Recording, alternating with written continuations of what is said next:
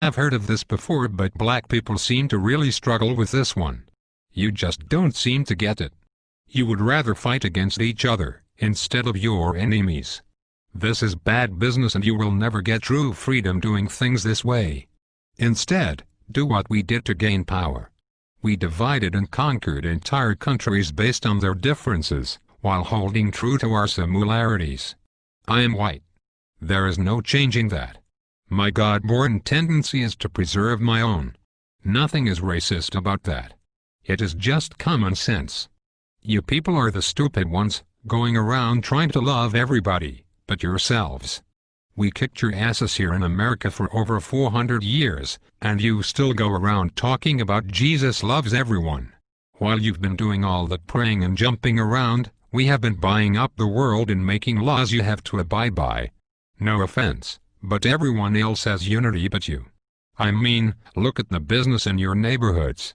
The people that control it don't even look like you. In fact, everyone who comes to this country sets up a business in the black community. The Koreans, the Indians, the Chinese. The list goes on and on. Aren't you tired of letting these other people supply all of your food, nails, and weaves? The one thing they have that you don't is unity. Number 2. Once you get unity, you are going to need to get organized.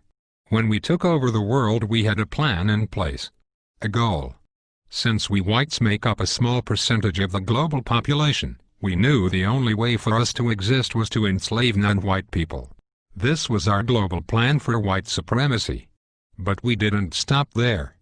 We organized a military force behind our goal and executed it to perfection. Killing men, women, and children across the globe with brute force. Whatever we needed, we just took it. And if blacks or Native Americans didn't like it, oh well. Remember, there are no rules in war. Our objective is to ensure survival. But you black people seem to think your economic hardships, social injustices, and high arrest rates just happened by chance alone. Never mind, we've worked nearly 4 centuries, day and night to keep you people exactly where we want you. On the plantation. Yeah. It's true. Let me tell you a little secret. Most white people are not going to tell you this. It's an old family secret we have kept pretty quiet about. And for good reason. You see, all that free labor my white ancestors got from your black ancestors, translated into a lot of money. In fact, the black slave trade was the greatest wealth-building tool in human history. With free labor we were able to finance the Industrial Revolution. Well, all of that money pretty much stayed in the vast majority of white families. And with all due respect, whites intend to keep it that way.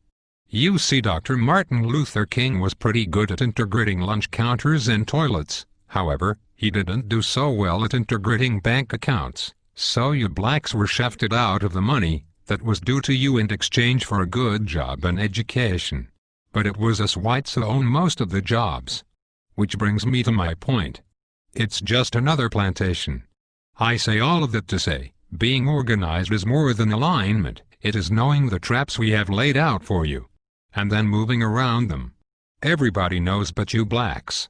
That education will only keep you enslaved. It will only produce what it has already produced. A bunch of dressed-up plantation workers perfectly content, working and serving under another man's vision.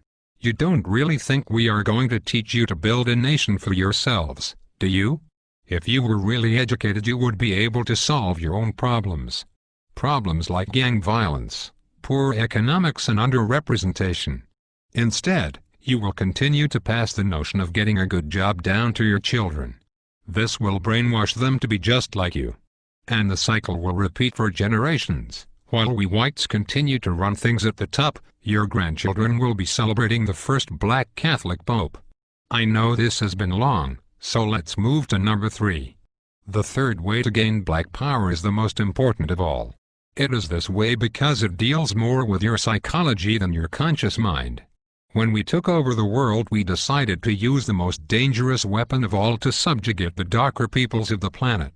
We used a combination of white supremacy and religion to mindfuck these people into complete submission.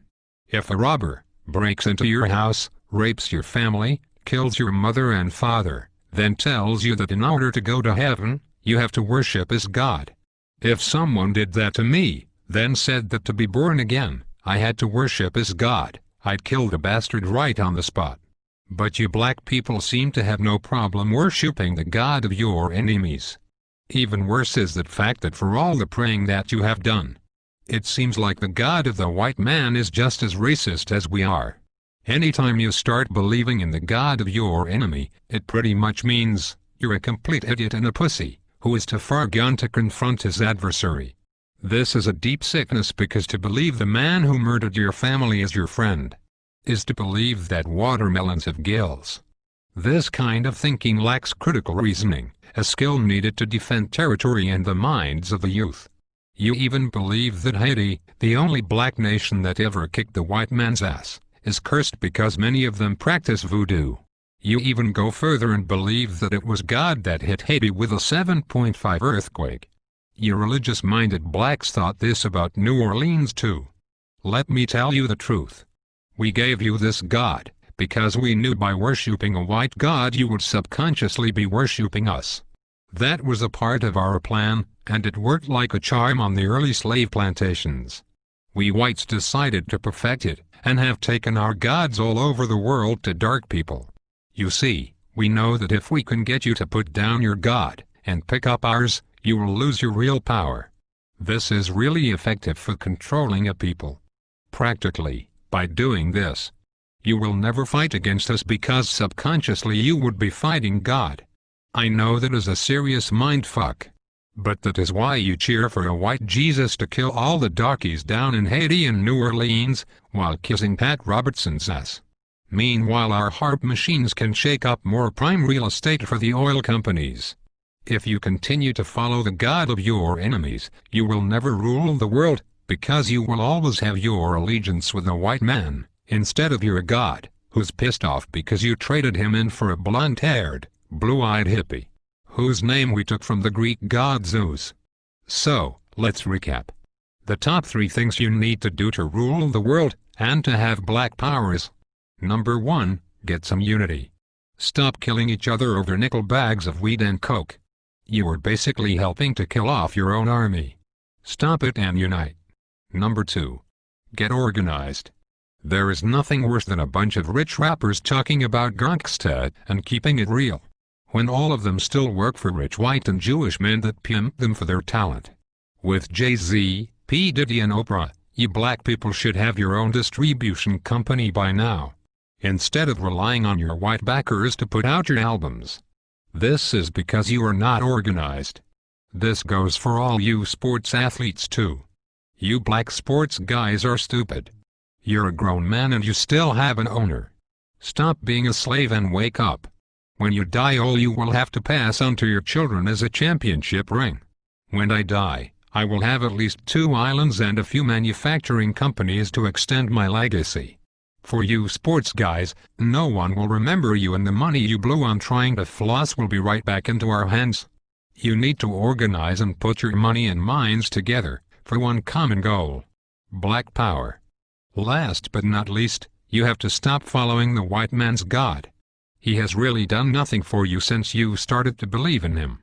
Basically all my God has done for you is allow white guys like me to continue stealing from you. Sure, we'll give you a few rich blacks to make it up the ladder. But this is to keep up hope in you, so that you will teach cowardness and fear to your children and get nothing in return. You will keep praying while we will keep slaying and taking more land and control of the earth.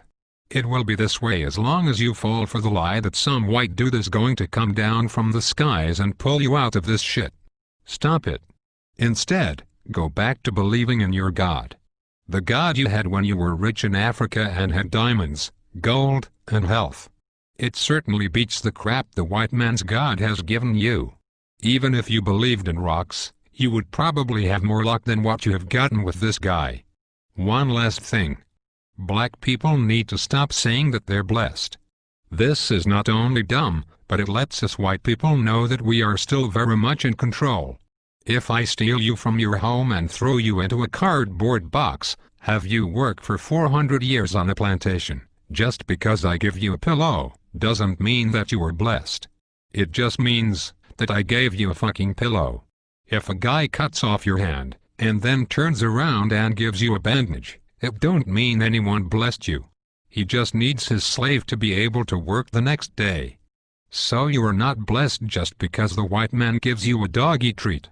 It simply means you are fucked. So given all the crap you blacks have dealt with here in America, and abroad, a new car or money for the light bill are just tools we white folks who are trying to run a plantation do to keep up the morale. So, if going from Africa, a land of milk and honey, diamonds and resources,